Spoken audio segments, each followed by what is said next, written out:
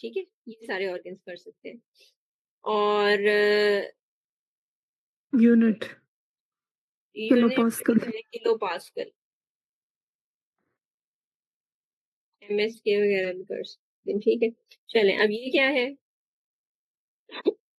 Sacrococcygeal teratoma, complex teratoma, large solid cystic mass है at the solid, level of the sacrum. predominantly solid with few cystic areas originating from the sacrum. The tip of the coccyx कह सकते हैं। Colour Doppler के ऊपर जो है हमें flow इसमें आ रहा है, सॉफ्ट टिश्यू कंपोनेंट में सिस्टिक स्पेसिस भी है। यहाँ पर हमें एक्सरे के ऊपर ना एक्सोफिटिक लार्ज जो है ना रेडियो डेंस मैस्लियन है। अब ये इसके अंदर ऐसे लग रहा है जैसे कैल्सिफिकेशंस हों, ठीक है, एक्सरे के ऊपर। तो इसकी टाइप्स होती है ना, 4 टाइप्स होती हैं। कौन कौन सी टाइप्स होती हैं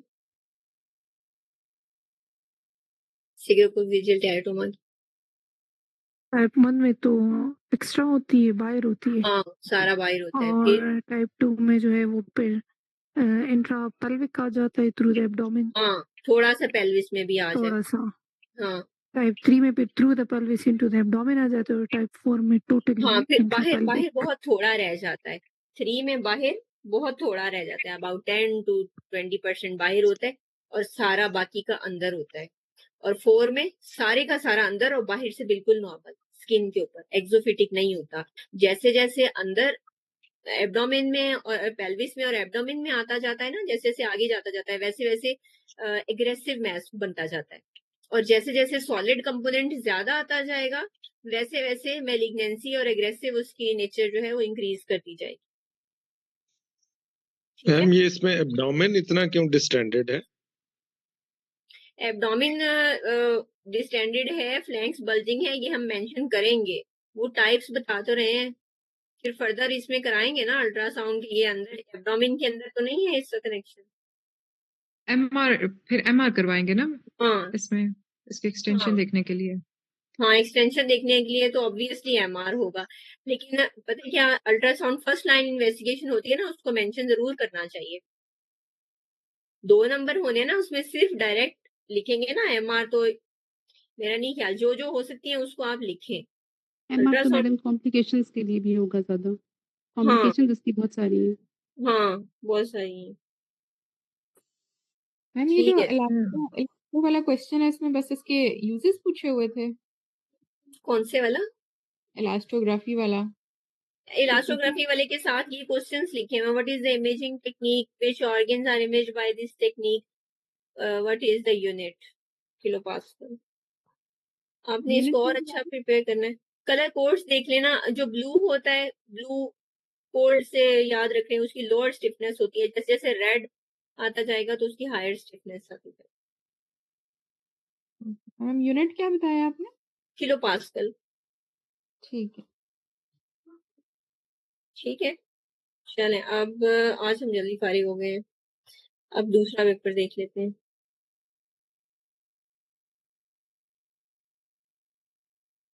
मैडम एक रिक्वेस्ट, अगर एमआर परफ्यूजन पे आप थोड़ी कलरिंग का वो जो कलर मैपिंग होती है वो अगर उसका थोड़ा आइडिया बता दें। एमआर परफ्यूजन पर कि मैडम वो जो अक्सर आ जाते हैं कि इन्फॉक्ट है कलर्स, मतलब वो पहले मैं नहीं आया बता हुआ है सकती। एमआर परफ्यूजन, आया हुआ है। पता नहीं, लेकिन पिछले अक्सर टॉक्स में तो फोल्डर्स में दिया हुआ है। अच्छा, चलिए सही है, कल की क्लास में इसको भी रख लेंगे। पर मैम वो ऐसे आपने 2x2 का टेबल भी करवाना था। हाँ हाँ हाँ, बिल्कुल करवाना था, वो तो मुझे याद भी नहीं रहा। चलें थोड़ा भी ये वाला पेपर करते हैं ना तो इसको फिर देखते हैं। 2x2 टेबल नहीं, आपको जाने नहीं देती मैं, ठीक है? करा के जाऊंगी। चलें अब इस मैथ्स को डिस्क्राइब करें। पोस्टीरियर फोसा मैथ्स है और बच्चा है, एनहांसिंग है, फ्यू नॉन एनहांसिंग एरियाज हैं इन द फोर्थ वेंट्रिकल में। ठीक है जी, क्या डायग्नोसिस बनाएंगे इसका?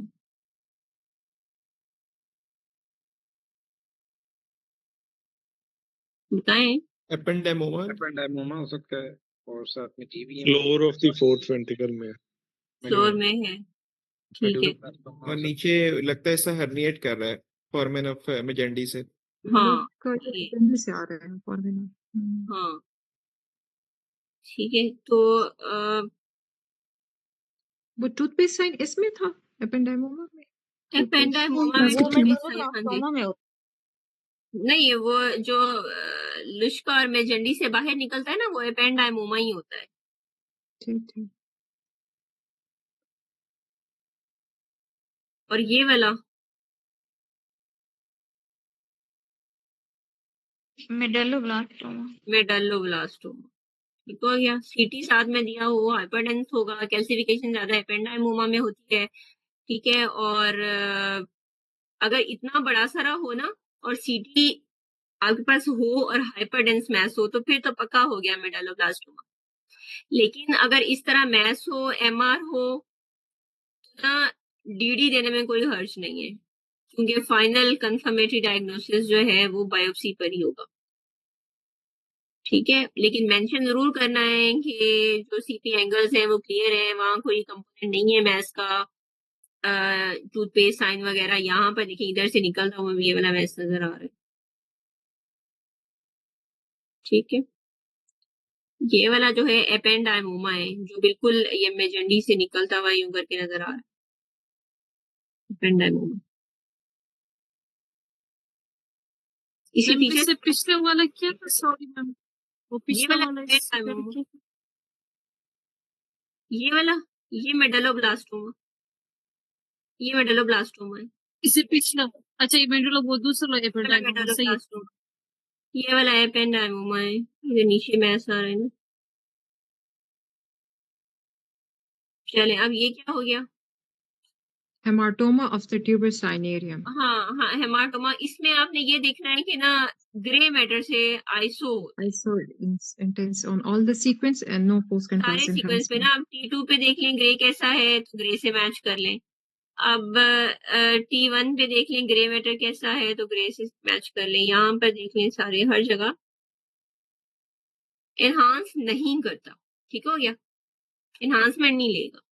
मैम हाइपोथैलेमिक ग्लायोमा नहीं हो सकता? तो वही तो फर्क है ना, जो एंड वाला पॉइंट अभी बताया है। अभी क्या बताया इसमें? Enhance, enhancement. हाँ, हेमाटोमा एनहांस नहीं करेगा, और जो हाइपोथैलेमिक ग्लायोमा होगा उसमें एनहांसमेंट आएगी, ठीक है। यही फर्क है। ये क्या हो गया? पोस्ट कंट्रास्ट सीक्वेंस कौन से वाला है? Daclett syndrome.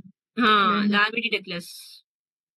ये क्या कह रही है? पोस्ट कंट्रास्ट सीक्वेंस में इसकी कोई एनहांसमेंट नहीं आई, ये भाई, ठीक है। ठीक है, ये लार्मिडी डगलस है। इसमें जो सेरिबेलर फोलिया है ना, उनके अंदर हाइपर इंटेंस सिग्नल आ रहे हैं और स्ट्राइप्ड अपीयरेंस दे रहा है। इसकी एसोसिएशन किसके साथ होती है? Cowden. काउडन। और इसके साथ ये सारा मैस इफेक्ट और कंप्रेशन इफेक्ट दे रहा है ना फोर्थ वेंट्रिकल पे, तो हाइड्रोकेफिलिस होगा। बस इसी हाइड्रोकेफिलिस का ट्रीटमेंट करते हैं, और ये स्लो ग्रोइंग होता है, तो सर्जिकल रिसेक्शन बाजू का तो वेरी लेस लाइकली होता है कि ये ना फिर से रिकर कर जाए। काउडन के साथ एसोसिएशन होती है। लास्ट वाले का डायग्नोसिस रिपीट कर। इसका है लार्मिटी डकलेस डिजीज, लार्मिटी डकलेस। मैडम इसमें आपने अपीयरेंस क्या बताई है? ये जो ये ना, इसमें आप Cowden. देखेंगे कि hyper intense cerebellar folia on T2-weighted sequences with striated appearance। देखिए ना, striated आ रही है, कुछ फोलिया यहाँ हाइपर इंटेंस है, यहाँ पर उसका नॉर्मल सिग्नल है, फिर हाइपर इंटेंस हो गया, फिर नॉर्मल सिग्नल हो गया, ठीक है। ये हाइपर हो गया, ये वाला पीछे वाला नॉर्मल सिग्नल हो गया, ठीक है। जिस तरह टाइगर की स्किन नहीं होती है, वैसी होती है इसकी शक्ल। चले, ये तो आपको आता है ये सबको। Anterior mediastinal mass. कौन सा? लिम्फोमा।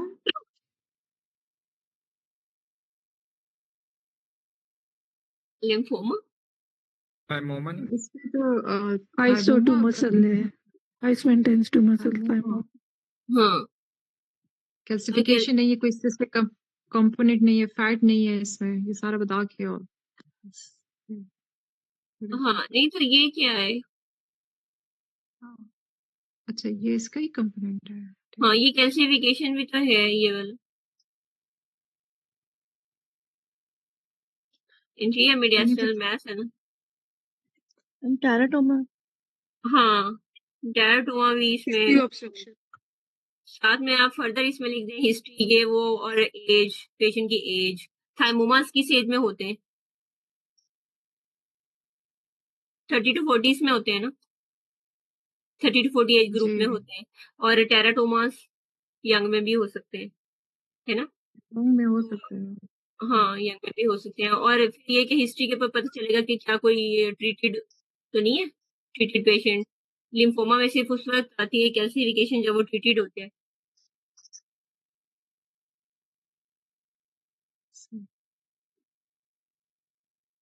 ये वाला भी थाइमोमा है, इंटीरियर मीडियास्टल मैस है ना।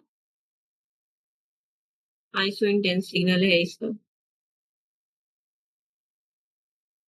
और ये तो है ना कोआक्टेशन ऑफ कोआक्टेशन ऑफ एओर्टा हो गई एमआर के ऊपर। कोआक्टेशन एक्सरे के ऊपर मेरे ख्याल है इस लेवल के ऊपर तो एक्सरे के ऊपर ज्यादा आनी चाहिए एग्जैक्ट एग्जाम में।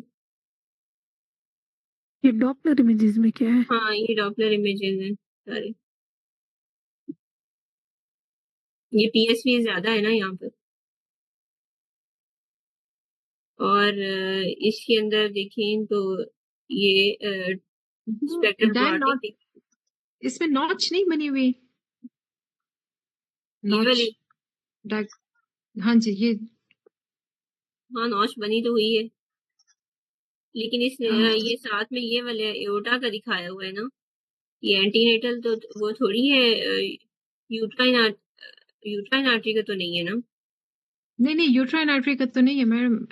ऐसे नॉच से बनी हुई है नॉर्मली, तो इसमें इसकी कोई सिग्निफिकेंट है इस तरह नॉच नहीं, आती है? उसमें ये भी तो रिपोर्ट से देखे ना, मुझे इधर नहीं पता। स्पेक्ट्रल ब्रॉडनिंग कितनी ज्यादा आ रही है, टर्बुलेंस की वजह से ही आ रही है ना। ये प्री स्टीनोटिक सेगमेंट की है और ये पोस्ट स्टीनोटिक सेगमेंट की है। प्री स्टीनोटिक सेगमेंट में ऐसे ही होता है, पीएसवी रेज कर जाती है बहुत। तो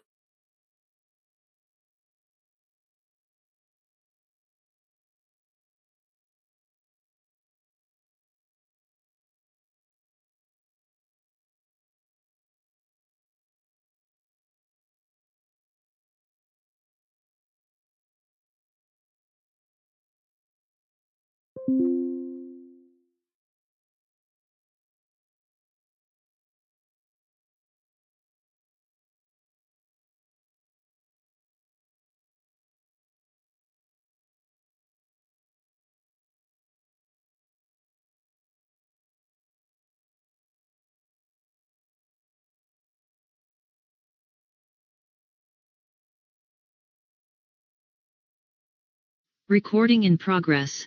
एक टाइप होती है जिसमें कैविटेशंस भी आती है, ठीक है।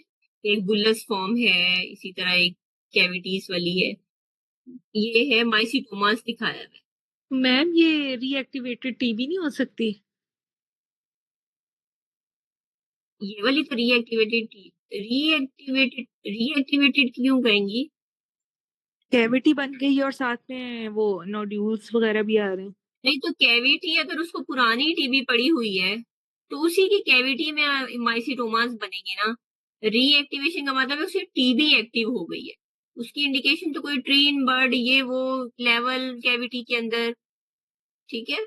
इसके लिए मैम प्रोन और सुपाइन यूज करेंगे, अगर मोबाइल होगा हाँ, तो वो best मोबाइल होगा तो फिर माइसिटोमा फंगल बॉल्स। ये वाला तो चारों तरफ से यही लग रहा है ना कि फंगल बॉल ही अराउंड। तो मैम वैसे हम इसका क्या डायग्नोसिस देंगे फिर? सार्कोइडोसिस? ये ऊपर वाला केस और है, ये वाला और है, अच्छा, ठीक है। ठीक है, डिफरेंट है। तो मैम क्या है इसका हुआ diagnosis? Aspergilloma, mycetoma, fungal ball. अच्छा, ठीक। फंगल बॉल है ना ये बड़ी हुई।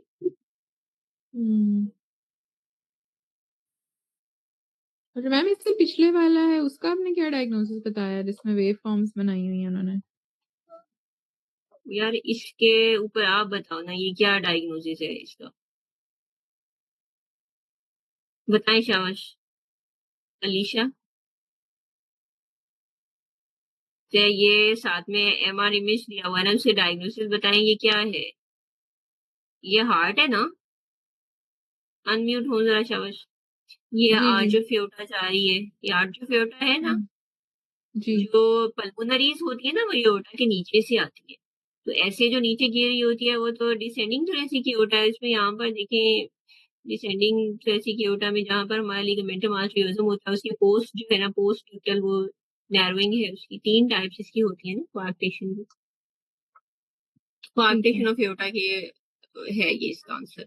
तो ये जो यहाँ पे आप देखिए कितनी ज्यादा टर्बुलेंस आ रही है, अलाइजिंग आ रही है, अलाइजिंग टर्बुलेंस को शो कर रही होती है ना। जी तो इसमें पीएसवी रेज्ड है। पीएसवी रेज जो है इसका मतलब यही है कि वो वहां स्टीनोसिस है। और फर्दर जब हमने इधर देखा तो स्टीनोसिस है, पूरी बंद नहीं है, ठीक है। ये जो पोस्ट स्टीनोटिक या सेगमेंट जो है उसके अंदर स्पेक्ट्रल ब्रॉडनिंग आ रही है, ठीक है ठीक है। जो जब भी आपको अगर कोई 2-3 अल्ट्रासाउंड के इमेजेस तो आएंगे एग्जाम में, जो भी आएगा ना बस उसको आपने देख के ध्यान से, बाजू का ऐसा होता है वो इंटरेक्टिव स्टेशन पे होता है, उसकी सारी डिस्क्रिप्शन नहीं लिखनी होती। अभी जो लास्ट रिसेंट एग्जाम था उसमें जो डॉपलर आया था वो इंटरेक्टिव स्टेशन पे था, उसमें 3 क्वेश्चंस थे। अब मेरे साथ मसला ये हुआ कि मैं वो क्वेश्चंस को नहीं देखा, क्योंकि पूरा पेपर करने के बाद एंड में 4-5 स्टेशन इंटरेक्टिव होते हैं। जिस फ्लो में चले आ रहे थे ना 2 घंटे से, वो उसी फ्लो में ही ना लिखना शुरू कर दिया। अब फिर मुझे याद आया कि ये नीचे क्वेश्चन और है। फिर जब मैंने वो क्वेश्चन करना शुरू किए तो पहले 2 क्वेश्चन ये थे, एंड वाला क्वेश्चन जो है वो यही नहीं याद रहा कि क्वेश्चन क्या है। लेकिन वो पेपर पहले वाला मेरा अच्छा हो गया था। तो इस तरह से आप लोग ना ये इंटरेक्टिव स्टेशन से क्वेश्चंस पे नजर करिएगा, पहले क्वेश्चन देखिएगा फिर इमेज पे ध्यान करिएगा, बस यही ध्यान इंटरेक्टिव में याद रखना है। अच्छा, ये अब क्या आ रहा है, CXR जो है उसमें बायलेटरली मिडल लंग जोन्स के अंदर ओबेसिटीज आ रही हैं, हेट्रोजीनियस ओबेसिटीज हैं from periphery towards the hilum, from periphery towards the hilum. Lymphadenopathy है, पीएमएफ है मैडम, पीएमएफ। हाँ पीएमएफ भी दे सकते हैं, सार्कोइडोसिस दे सकते हो। मैडम वो कॉजेज है ना सारी पीएमएफ की फिर। एंड स्टेज अपना सर्किट लोब फाइब्रोसिस। 1 2 3 साइन भी लग रहे हैं। हाँ अच्छा, पीएमएफ जो है ना वो प्रोग्रेसिव मैसिव फाइब्रोसिस न्यूमोकोनियोसिस से रिलेटेड चीज है। सार्कोइडोसिस जो है मैडम वो एंड स्टेज सार्कोइडोसिस में जाती है। अपर लोब फाइब्रोसिस है ना बेसिकली मैडम, तो वो सारी अपर चीजें लोब फाइब्रोसिस है, बिल्कुल ऐसे ही है, अपर लोब फाइब्रोसिस है, हाइलम एलिवेटेड है। अब जो ऊपर और नीचे वाले की रेशियो बनाएंगे तो ऊपर वाला जो है हाइलम से ऊपर वाला लंग, उसकी लेंथ आप देखिए वो रिड्यूस्ड है। तो upper lobe fibrosis basically middle lobe में आ रहा है ना, पेरिफेरी टुवर्ड्स द हाइलम। अगर सिर्फ एक्सरे हो तो लिम्फेडिनोपैथी ये वो चीजें सार्कोइडोसिस भी बनाएंगे और पीएमएफ भी। इसमें तो वैसे सार्कोइडोसिस है, मुझे सार्कोइडोसिस लग रहा है। यहाँ पर इस सीटी को देखेंगे तो ये पीएमएफ, सार्कोइडोसिस भी इसमें हम डीडी देंगे, ये सब प्लूरल नोड्स भी है,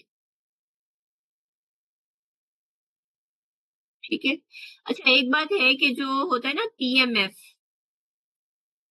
की तरफ इस एक्सरे और सीटीपी में इसलिए नहीं जा रही कि पीएमएफ जो होता है ना वो नीचे वाले का एम्फाइसीमा कर देता है,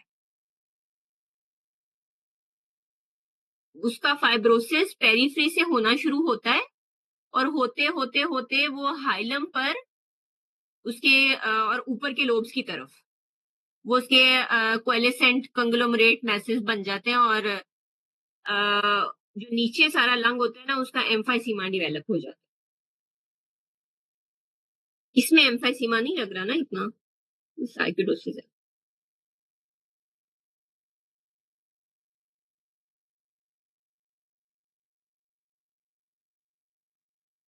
अब इसका डायग्नोसिस बनाएं, ये बोन विंडो नहीं दी हुई ना, ये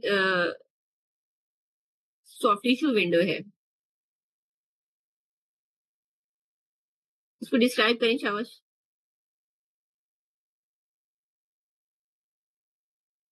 lytic expansile lesion लिटिक एक्सपेंसाइल है with और internal septations हाँ with internal ABC की तरफ with internal variable density, few areas of Density. fluid and few areas of soft tissue density, ऐसे ही है, density variable है ना internal, और internal septations भी है। अच्छा, सिर्फ इसके ऊपर जो है मेरा ये ख्याल है कि इसके ऊपर ABC GCT भी यहाँ पे देना चाहिए, मैंडिबल है ना, बोन विंडो को फिर देखेंगे।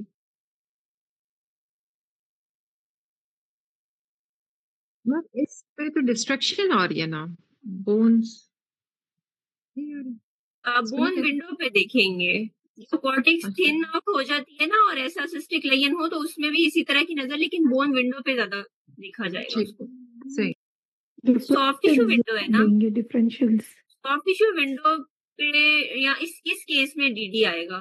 सॉफ्ट टिश्यू विंडो पे उसकी वो है बोन बिल्कुल खत्म है नहीं है, ये नहीं कमेंट करेंगे।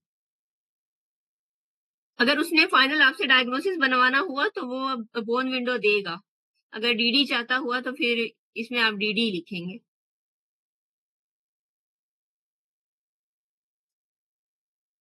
अच्छा, इसको डिस्क्राइब करें आप। ये मैंने पहली क्लास में वैसे करवाया हुआ है आपको केस, सेम केस नहीं था लेकिन डिजीज करा दी। rodent fishes ये नहीं वो तो ठीक है, अब इसमें बताओ ना है क्या क्या, इसको पहले से बोन multiple क्या ground है, glass ग्राउंड ग्लास बोन की अपीयरेंस है, lytic एक्सपेंसाइल है, बोन डिफॉर्म्ड है, एक्सपेंसाइल है, कॉर्टिकल थिनिंग है, एंडोस्टियल स्कैल्पिंग है और ग्राउंड ग्लास है उसकी मैट्रिक्स, खासतौर पे जो इंट्रामेडुलरी है। मेडल्ला से ये डिजीज स्टार्ट होती है ना, मेडल्ला जब बहुत एक्सपेंड कर गई है और कॉर्टेक्स थिन हो गई है तो FD की तरफ जाएंगे। इसमें भी ये मोनो भी होती है, पोली भी होती है। FD जो है बेस ऑफ स्कल को देखें सारी को, मैम लेकिन एफटी के अंदर ये इस कल तरह की तो फीलिंग आ रही सिस्टिक है। लुसेंसीज आती हैं इतनी ज्यादा रेन ड्रॉप की तरह। जो FD होती है ना, FD इसमें भी डिपेंड करता है कि उसका डिजीज स्टार्ट हुए हुए कितनी देर हो गई है। जब FD का लियन रिजॉल्व करता है ना तो वहां स्क्लेरोसिस आता है, कह लें कि लेट डिजीज में, मैडम जहां पर लियन मल्टीपल पहले का माइलोमा, स्टार्ट हुआ होता है। मल्टीपल माइलोमा के हाँ। मेड्स रख सकते हैं इसमें? नहीं तो इसके फेस की शक्ल को तो जरा देखिए, और ये जो बेस है इस पे गौर नहीं किया। जी मैडम। नहीं, नॉर्मल स्कल में बेस ऐसी Thickening ही of होती skull है। wall post patients वॉल्ट से ज्यादा डिजीज बेस पर है और उसकी फेस की फेशियल बोन्स पर है। आपको लग नहीं रहा ये मैक्सिला को क्या हो गया है? जी इस मैडम। पे तो जरा फोकस करें। एक्सपेंडेड बोन है ना, बोन एक्सपेंशन है। हाँ, बोन एक्सपेंशन है, ठीक है। लॉइंटियासिस ओसिया जो है वो FD में होती है।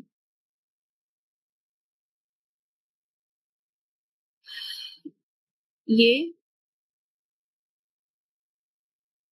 हमारा पेल्विस है, यूट्रस है, ये क्या हुआ, ये उसको कंट्रास्ट एनहांसमेंट के ऊपर एनहांस कर गया है। मैसली है ना ये एंडोमेट्रियम के अंदर कैविटी डिस्टेंड कर दिया है, soft tissue density intermediate signal intensity mass लिगन है T2 के ऊपर, माइल्डली हाइपर इंटेंस सिग्नल है इसका ना, और उसको हमने देखा कंट्रास्ट के ऊपर उसने एनहांसमेंट ले ली है, और डिफ्यूजन वेटेड के ऊपर रेस्ट्रिक्ट कर रहा है।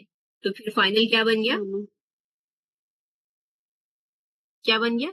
Endometrial carcinoma. हाँ, एंडोमेट्रियल CA, एंडोमेट्रियल सीए की एनहांसमेंट जो है ना, एंडोमेट्रियल सीए ही तो कहा है, एंडोमेट्रियल कार्सिनोमा ही कहा है। Chorio carcinoma. कोरियो कोरियो जो है ना उसके, ये एंडोमेट्रियल, फिर उसकी हिस्ट्री भी तो वैसे ही साथ में देगा, इतनी सी उस चीज के ऊपर, और ये भी नहीं कहेगा अगर कि रिप्रोडक्टिव एज है नहीं है, हमें क्या पता इस पेशेंट की कौन सी एज है। अगर उसने आपसे डायग्नोसिस वही शाना हुआ तो फिर देगा। अगर यहाँ आपको कहीं मैट्स नजर आ रहे हैं या कुछ उसने एक्सरे दिखाया है, कुछ ऐसी चीज दिखाई है, फिर कोरियो बना लें। सिर्फ इतनी सी चीज पर तो मेरा ख्याल है नहीं जाएंगे कोरियो की तो। चलें जी, ये क्या हुआ?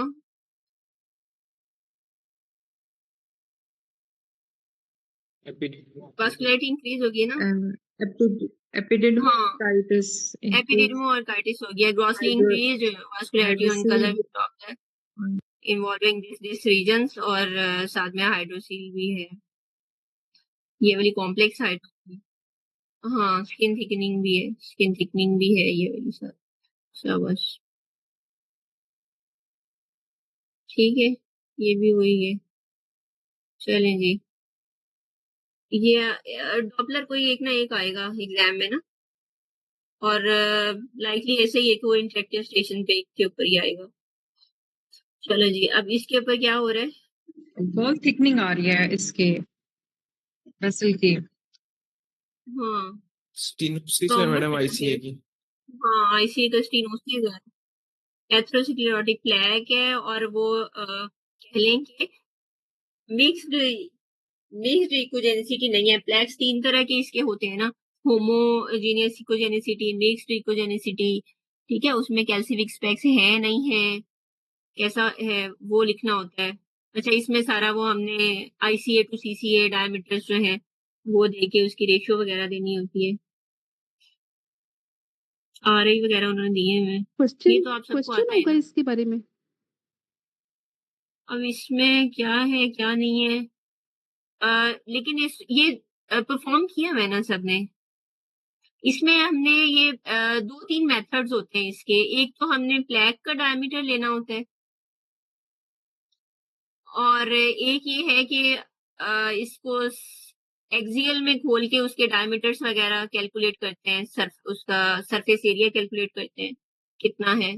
स्टीनोसिस है बेसिकली ना, सब्जेक्टिवली आप देखें तो लेस देन 50% लग रहा है, ऐसा ही है। यहाँ पर ज्यादा है इस वाले ना, इसमें ऑलमोस्ट तो 70% लग रहा है, 70 से ज्यादा नहीं है लेकिन। डॉक्टर रायची स्पेक्ट्रल वेव जरा बता दें, लास्ट 2 इमेजेस। लास्ट 2 इमेजेस इसी के ये स्पेक्ट्रल वेव। हाँ, ये इसी के है ना, तो इसमें पीएसवी ओवर ईडीवी और आरआई, और 4.5 है उसका। पीएसवी 6212 है और इधर 72 है। अच्छा, ये आप लोगों को अगर डिटेल में कराना है, ये भी मैं कल डिटेल में सारा करवा दूंगी। तो सिर्फ आपको याद है सारा इसके पैरामीटर्स और इसकी वैल्यूज?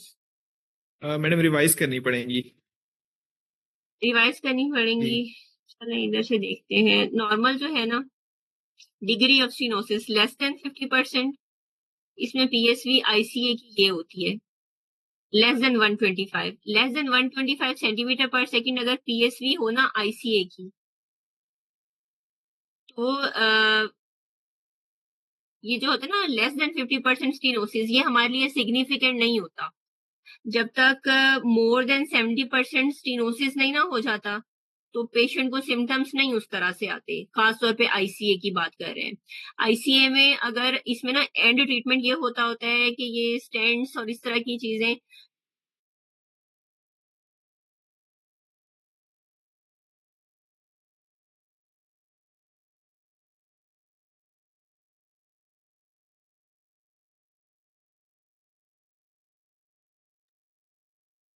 डायटेरेक्टमीज और इस तरह की चीजें हैं, तो वो हमारे यहाँ तो नहीं होती। ठीक है, करा के देखना यही होता है कि ये इसमें एम्बुलेंस के चांसेस कितने हैं। पेशेंट्स जो हैं वो स्ट्रोक्स वगैरह के साथ प्रेजेंट कर रहे होते हैं ना, अच्छा, लेस देन 50% स्टीनोसिस होना तो 125 PSV होती है उसकी, लेस देन 125। 50 to 69% स्टीनोसिस हो तो 125 से लेकर 230 तक होती है PSV। अगर मोर देन 70% स्टीनोसिस हो जाए ना तो कुछ बुक्स कहती हैं 230, कुछ कहती हैं 250। ठीक हो गया। मोर देन 70% स्टीनोसिस अगर होगा तो PSV 230 से 250 तक होगी या इससे भी ज्यादा। ठीक है, बस यही याद रखना होता है। और ये ICA to CCA PSV की रेशियोज हैं। ICA to CCA जो रेशियो होती है ना, लेस देन 2 जो है वो तो नॉर्मल कह लें, या वो हमारे लिए सिग्निफिकेंट नहीं है, 50 से नीचे वाला उसको छोड़ दें। लेस देन 50 हो तो लेस देन 2 ही रहती है ICA to CCA PSV ratio. 50 से 70 तक हो तो 2 से 4 तक, और 70 से ऊपर 4 से ऊपर रेशियो जो है ना। इसमें हमने ना रेशियो कैलकुलेट करनी है। ये तो ICA आई हुई है ना, ICA की PSV लेते हैं, प्री स्टीनोटिक और स्टीनोटिक और पोस्ट स्टीनोटिक। ठीक है, स्टीनोटिक वाले सेगमेंट की लेते होते हैं। तो इसी तरह CCA की लेते होते हैं कि वो क्या आई है, फिर उसकी रेशियो निकाल लेते होते हैं। ICA की सेंटीमीटर पर सेकंड में जो रेशियो आई है उसको लेते हैं, और CCA को लेते हैं। ये दोनों साइड की ना ICA यहाँ पे दिखाई हुई है। अगर यहाँ पर CCA भी होती तो फिर रेशियो कैलकुलेट हो सकती थी। ठीक है, RI हम लेते होते हैं लेकिन वो ज्यादा सिग्निफिकेंट नहीं होता। ज्यादा हमारे लिए जो इम्पोर्टेंट चीज होती है वो हमें हमारे इसका सरफेस डायमीटर होता है, जो स्टीनोज्ड हो और जो पेटेंट हो। हम इस लेवल पे जहाँ स्टीनोसिस है ना, हम इसको एक्सियल में खोल के ना डायमीटर कैलकुलेट करते होते हैं। वो डॉपलर जो होती है उनके अंदर होता है, पूरा हम सर्कल में आउटलाइन कर लेते होते हैं, जो थ्रोम्बोस जहां थ्रोम्बोस होता है, जहां पेट होता है, फिर वो हमें परसेंट कैलकुलेट करके दे देता है, उससे करते होते हैं। और दूसरा जो है, ये हमारे लिए जो इम्पोर्टेंट चीज होती है, ये रेशियो होती है। और या फिर इससे कर लें या इससे कर लें, जितने परसेंट यहाँ पे डायमीटर है बस वो करके 50 to हाँ 69% जी, स्टेनोसिस है ना? यहाँ पे ये 212 दी हुई है, लेस देन 70 है, सही कह यस रही है। मैम। PSV जो है 212 50 है। to 69%। हाँ, कह लेंगे 230 से लो है और 40 से 60-65%। हाँ, 60 to 65% तो है। 212 और 30 में कितना को फर्क है? 60 तक तो है ही है, 65 तक है। ठीक है, चले मैडम, आगे। ये इसका वेलोसिटी मेथड इतना रिलायबल है कि इसमें परसेंटेज स्टीनोसिस देने की जरूरत नहीं होती। अगर आपने वेलोसिटी हाँ, मेजर कर दी है ना इंटरनल कैरोटिड एक्सटर्नल कैरोटिड की, तो बस वो रिपोर्ट में एडिक्वेट होता है। बिल्कुल ऐसे ही, ठीक है। सिर्फ कैरोटिड के लिए, बाकी वेसल्स में करनी पड़ती है। कैरोटिड्स के लिए, कैरोटिड में इसके वेलोसिटी लिए मेथड बहुत PSV, रिलायबल। हाँ, इसमें ये PSV इसका बहुत ज्यादा ICA का, इसीलिए तो उसी वैल्यू को ही याद रखना है। ये जो है ना, लेस देन 125 to 230 और मोर देन 230। चलें जी, ये क्या है अब? 5 मिनट रह गए, जल्दी जल्दी करते हैं। ये सबको आता है ना, ये पहले भी हमने कर लिया है। ये ओम्फेलोसील है, ठीक है। उसके अंदर क्या हनियत कर रहा है? बॉवेल कवर्ड विद जो है ना एब्डोमिनल वॉल, ये वो लार्ज डिफेक्ट। ठीक है, और जो वर्टिब्रा दिखाए उन पे कमेंट करेंगे, इधर उधर इस पे लीवर पे कमेंट करेंगे कि वो अपनी नॉर्मल जगह पर है, स्प्लीन भी नॉर्मल जगह पर। इसके अंदर लीवर हर्निएट किया हुआ है ओम्फेलोसील के अंदर। चलें जी, अब ये एक्सरे है, उसके अंदर ये आ रहा है, इधर डिजेस्टेंट है, इधर ये क्या हुआ? किडनी पटी, हाँ पटी किडनी ना, TB उसको हो गया, उससे कैल्सिफिकेशन हो गई हैं इसकी सारी। इधर स्टेंट डला हुआ है, इसका क्या मतलब है? डिजीज मैम ये तो बायलेटरल है। मेड्यूलरी कैल्सिनेसिस की तरह नहीं लग रहा, जिससे वो नहीं, ऐसा स्पॉन्ज नहीं होता किडनी होती है नेफ्रिक मेड्यूलरी। कैल्सिनोसिस। ये तो इतने वो मिडलरी स्पॉन्ज एक साइड पर पैरामीटर लग रहे हैं सारे। मिडलरी स्पॉन्ज एक साइड पर आएगी है, बायलेटरल होती है मिडलरी स्पॉन्ज। और ऐसी तो नहीं आएगी ना कि वो किडनी आपका कैल्सिफाइड ही हो जाए पूरा, उसमें तो मिडलरी होती है। ये तो किडनी का पेरेंट कायमा खुद ही सारा कैल्सिफाइड हो गया है, मतलब कि वो सारी डिस्ट्रॉफी कैल्सिफिकेशन हाँ यहाँ हो गई है। ठीक है,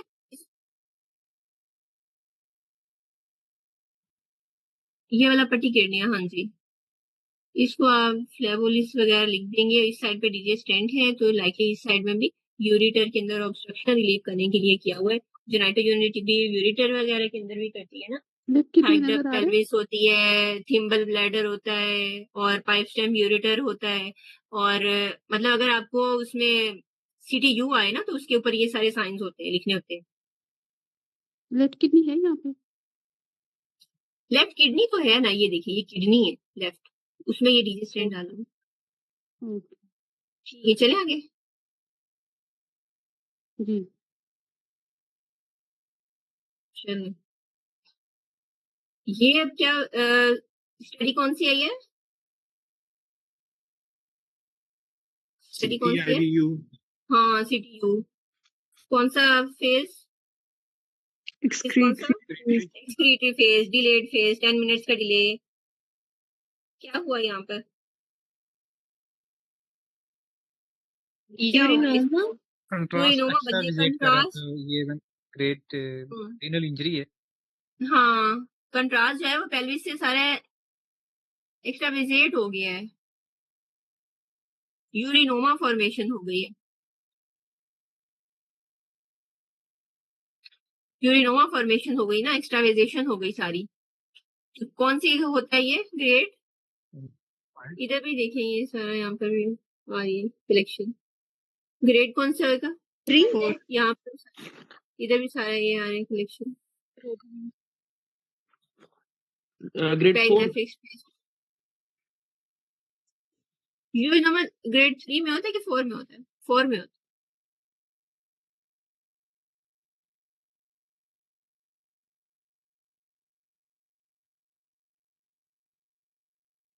कैलिसियल रप्चर,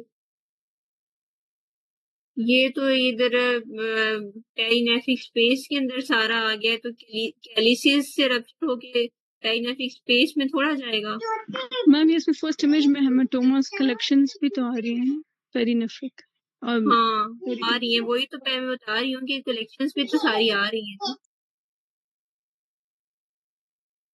कैलिसियल रप्चर तो नहीं आप लिख सकते, उससे तो रीनल के पेरेंकाइमा में जाना चाहिए। वो जो 4 टाइप्स नहीं है उसकी, पेल्वी ट्यूबुलर बैक फ्लो जो होता है, इस रिफ्लक्स है ना, पेल्वी ट्यूबुलर, 4 टाइप्स होती हैं इसकी, उसके अंदर आती हैं वो चीजें, उस कैलिसियल रप्चर की वजह से वो होता है। लेकिन ये तो पूरा यूरिनोमा बना हुआ है CTU के ऊपर, ग्रेड 4 में जाती है रीनल इंजरी का। ये क्लोज लूप बॉवेल जो है उसमें हमने ना डबल बीक साइन देखना होता है।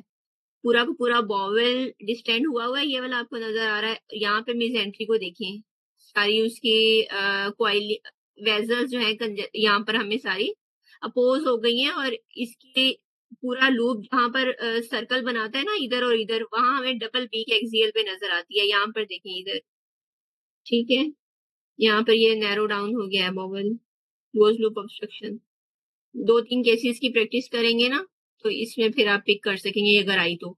इसमें ऐसा होता है कि पूरा का पूरा लूप, और इसकी कॉम्प्लिकेशन क्या होती है, फील्ड आपको लूप नजर आएगा, और पीछे की तरफ सारी बॉवेल जो है वो ऑब्स्ट्रक्शन नजर आएगी, जैसे इसमें स्ट्रैंगुलेटेड हो सकता है ना, इसका चांस स्ट्रैंगुलेशन का बहुत ज्यादा है बॉवेल नेक्रोसिस का। मीजेंट्री की सारी वेसल तो ऑक्लूड हो जाएंगी अगर वो टॉर्स कर गई।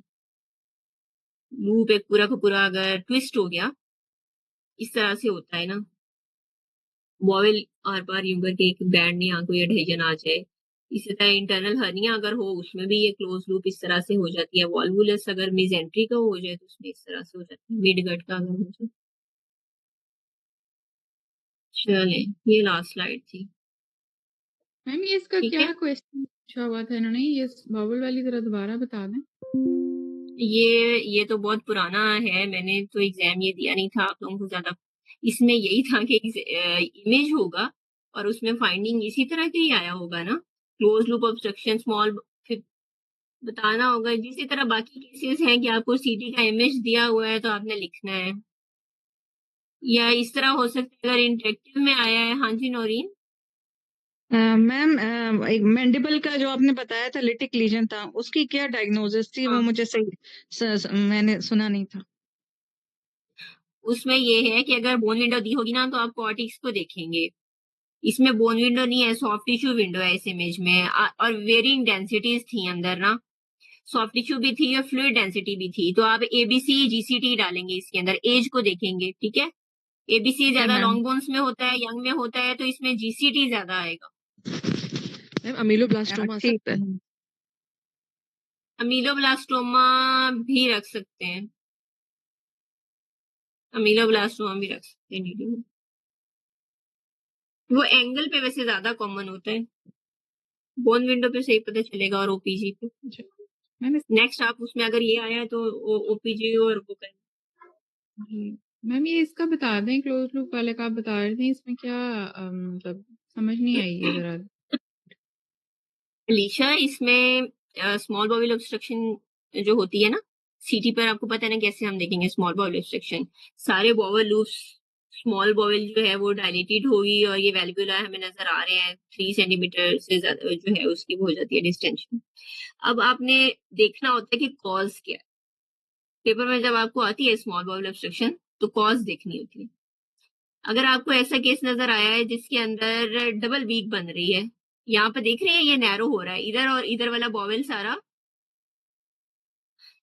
डिस्टेंडेड है लेकिन दरमियान में नैरोड है, ठीक है। तो लाइकली ये एक्सट्रिंसिकली कंप्रेस्ड है ना, ये वाला बॉवेल भी एक्सट्रिंसिकली कंप्रेस्ड है, उसकी अपनी वॉल तो थिक है नहीं। अगर कहीं आपको वॉल थिक नजर आ रही है तो फिर और चीजों को देखें, उसके ये देखें कोरोन वगैरह के लिए उसको रूल आउट करें कि कहीं वो तो नहीं है, उसके अंदर तो नहीं ऐसी डिजीज आ रही है। अगर स्मॉल बाउल ऑब्स्ट्रक्शन ही है तो फिर डबल बी की तरफ देखें कि डबल बी आ रही है, मिजेंटी कॉइल कर रही है, वर्लपूल साइन दे रही है, ठीक है। वो क्लोज बाउल ऑब्स्ट्रक्शन में आएगी सारी चीजें। क्लोज लूप ऑब्स्ट्रक्शन जो होती है ना उसमें आएगी। इसमें वॉवल के इंफाक्शन का चांस बहुत ज्यादा होता है। इस वॉल को देखिए कितनी थिक हो रही है, मिजेंट्री सारी इधर एंगॉज्ड है, वो इसीलिए है कि ये क्लोज लूप ऑब्स्ट्रक्शन हुई हुई है। तो वैसे वो करा दें 2x2 का टेबल ताकि एंड हो। वो कल होगा, वो आज तो टाइम एंड हो गया है, ठीक है। चलो ठीक हो गया। Ma'am okay. इंशाल्लाह। मैम हाँ जी, पेपिलोमा क्या होता है इंट्रोडक्शन, उसके वायरस के बारे में बता दे प्लीज। उसका बाय रेड नहीं जाएगा, वो मैमो के ऊपर जो इंट्राडक्टल पेपिलोमा होता है ना, ये जो डक्टोग्राफी के इमेजेस आए हुए हैं जितने भी आए हुए हैं, जी डक्टोग्राफी के इमेजेस आए हैं, तो डक्टोग्राफी जो कंट्रास्ट स्टडी है उसकी उसको आप कैसे मेंशन करेंगे? ये लिखेंगे ना कि यहाँ के फिलिंग डिफेक्ट है। जी मेमो के ऊपर तो वही अभी मैंने डिस्क्राइब किया आप लोगों को कि जब भी कोई मेमो आएगी एग्जाम में तो ये बताइएगा कि यहाँ अगर मैथ्स आपको नजर आया है तो किस डेंसिटी का है, आइदर हाइपो है, हाइपर है, आइसो है, ठीक है। और